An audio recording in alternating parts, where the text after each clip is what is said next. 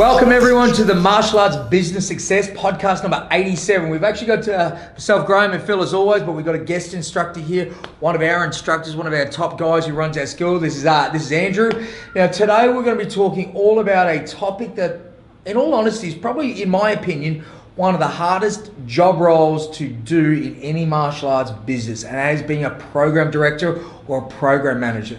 Phil, what do we got? Well, I've done it, you've done it, Andrew's done it, he's doing it. Now he's a manager at one of our larger schools and has program directors under him as well. So, it definitely takes a certain personality to be a good program director, and a chameleon, someone who's willing to learn and, hit those failure points and challenges and all that type of stuff. But Andrew, when you came on board as a student, did you ever think that one, you'd probably be an instructor, two, you'd be working for us, and three, a program sales guy?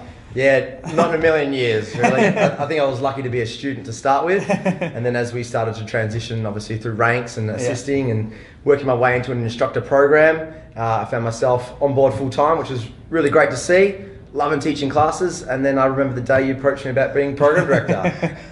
Definitely wasn't something that was on my top of the list to do, but there were some incentives along the way to really help me along, and yeah, I think I blended quite well into the program. Look, I know that Andrew, you're a very personable person. You've got that attitude. And for the guys listening to this and watching it on the video, we talk a lot about attitude and that enthusiasm and that likability. So I know that myself and Phil, having done this role, we're kind of like, how do we grow somebody else to fill this sort of spot, these shoes? Technically, you don't have to be the highest ranking martial artist, but you have to be that person that can interact and, I guess, communicate with others. That's obviously, learning that sort of style is one thing. Having that attitude is really, really important. Yeah. That whole saying is higher on attitude and personality rather than skills. Definitely is how I got involved with it. Definitely never saw myself as a salesperson. Definitely didn't see myself as a business owner, to be honest. And probably you're the same, Graham, and probably the same with Andrew. And that's the job of a business owner, is to see beyond the skill level and down to the attitude and the personality of someone, and see how they can be taught and led to that high level of communication that a program director needs. So picking one, don't think of the highest level student you have. Don't think of they must be gifted in sales. Look at the person. Are they personable? Are they friendly? Can they adapt to parents, children, and female and male as well? Can they adapt? You've got to be that chameleon that can talk to every one of those type of personalities. Andrew, I've got a couple of questions I'm going to go through with you now, and I know that you're in this training role of finding new program directors. So for the guys watching and listening, where do we start? What do we allow a potential program director to do? Do they shadow you? Do they just sit in on the meetings? Do they take a portion of the intro? What do we kind of get them to do? We have a couple of steps that we go through with our new program directors coming on board. Mm-hmm. Obviously, starting as an instructor does really help them out a little bit as they get that ability to talk to different people and adapt to different situations. We have some smaller processes that they can start on, things like a greeter, where they're more just welcoming new students to the school. So they're getting familiar with who are the new guys around the school, and they're meeting and greeting and getting to know them that little bit better, and just being that face that someone gets to see and being really friendly. Yeah, they then get to sort of follow or shadow, as you said, the program director around. So they're learning about how the operation sort of works in that process. Then they might take small parts of your process as well. So for us, when we show someone around, we take them upstairs, take them through some basic moves. That might be something that we throw to the new program director to go through a couple of skill sets. And then that gives us a chance to talk to the parent as well. Yeah, very good. So look, I guess this is a challenge for a lot of people. It's like, one, do they do this in their school? Do they do group intros? Do they not? For us as a high-end martial arts school that charges top dollar, we want to make sure that we've got a red carpet service, and having a greeter, as Andrew pointed out, to welcome people through, to have a punchy, well-mannered, likable program director is a really great way to get a good foot forward and build that rapport. Now, understanding that, slowly teaching the new guys to learn the ropes, but at what point do we let them cut their teeth? Andrew, do we say it's 6 months? Is it 12 months? Is it personality driven? At what point do you think, in the training that you've been done with some of the guys that you've trained, at what point do you go, they can handle this? Yeah, like you said, I think it's more of a personality thing more than anything. Some people are faster learners than other. I took a little bit of time myself sometimes, but that's just the way things go. Once you can see that they can confidently talk to a parent and face a couple of challenging situations, you've got to sort of let them run with it, and then every now and again do a bit of an assessment. The best way you can do it is to be sort of hidden and in the shadows so they don't know you're watching. That way they don't feel like they're on show, and they'll probably be a lot more relaxed. Yeah, with their great. process as well. Look, I know that we've been chatting, both myself and Phil, I know we have you in communication on this, about giving opportunities to new guys. Now, they may not necessarily be a permanent program director for their long-term sort of journey as a martial artist, but what are we doing in the coming months to give our guys a chance to, we know we've got a couple of guys that win that are going to be good kids program directors or good adult ones. What are we sort of giving these guys a chance to do to help them develop as an instructor, but also get into this job role? Well, we do run a program director program as well to really help the guys out and give them some, I guess, focused skill sets on how to communicate, how to answer the right questions or answer the tricky questions when it comes to dealing with different people as well. Great.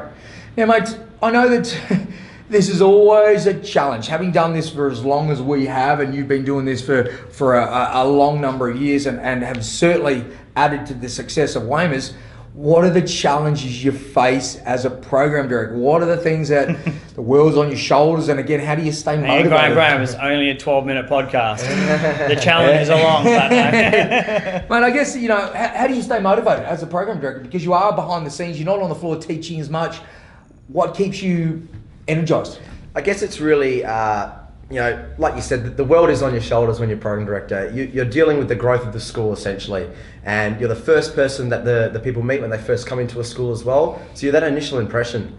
I think for myself, I had some good incentives month to month that really sort of helped me on dollar-wise. Yeah, it's all about the dollars. which sort of put the boot up my backside, so to speak, to really keep me ticking along.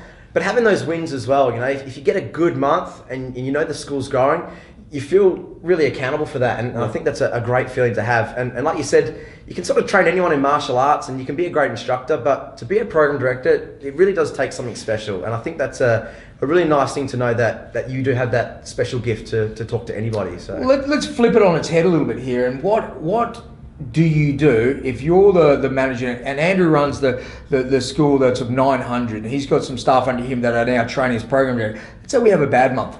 What do you do so you don't crush the program director, but also still make sure that we don't keep going backwards? Is there anything you do there if you know that there's some challenges? What support do you offer? So looking through your reporting is really important. See where those foul areas are. You know, was it the initial appointment that they weren't happy with, that they didn't come back to their trial class? They do a trial class and they weren't so happy with the instructor or the program itself, or was it that final meeting where they were shown the cost and then they didn't really enjoy it, the price of it all?